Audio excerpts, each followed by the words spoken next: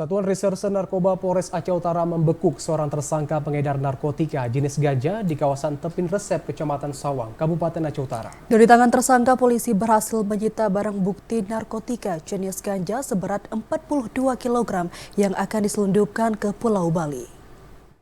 Inilah video detik-detik penangkapan NS yang merupakan seorang pengedar narkotika jenis ganja di kawasan Tepi Resep, Kecamatan Sawang, Aceh Utara pada 5 Juli 2023 lalu. Dari tangan tersangka, polisi berhasil menyita 42 paket ganja siap edar seberat 42 kg yang disembunyikan dalam karung pupuk di sebuah hutan di Aceh Utara. Dari hasil penyelidikan, pelaku mendapatkan barang haram tersebut dari tersangka S yang kini masuk dalam daftar pencarian orang. Rencananya, barang bukti ganja ini akan diselundupkan dan diedarkan ke Pulau Bali. Kepada polisi, tersangka NS mengaku mengambil ganja tersebut seharga Rp250.000 per kilogram dan akan dijual di Pulau Bali seharga Rp9 juta per kilogram.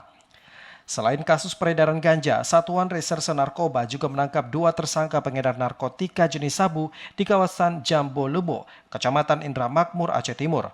Dari tangan tersangka, petugas berhasil menyita barang bukti sabu seberat 1 kg lebih yang dibungkus dalam plastik bening.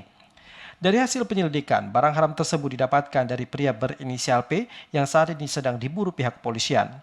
Dari hasil pemeriksaan tersangka, NS menerangkan bahwa dirinya memperoleh narkotika jenis ganja tersebut dari seorang yang berinisial S yang sementara ini masih DPO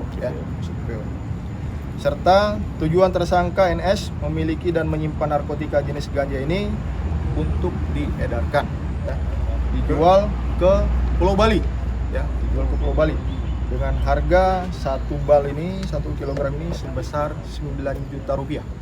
Kini ketiga tersangka pengedar narkotika jenis ganja dan sabu beserta barang bukti telah diamankan di Mapolres Aceh Utara untuk penyidikan dan penyelidikan lebih lanjut. Untuk mempertanggungjawabkan perbuatannya, ketiga tersangka dijerat dengan Undang-Undang tentang Narkotika dengan ancaman maksimal 20 tahun penjara. Dari Aceh Utara, Fajar Sidik, TVRI melaporkan.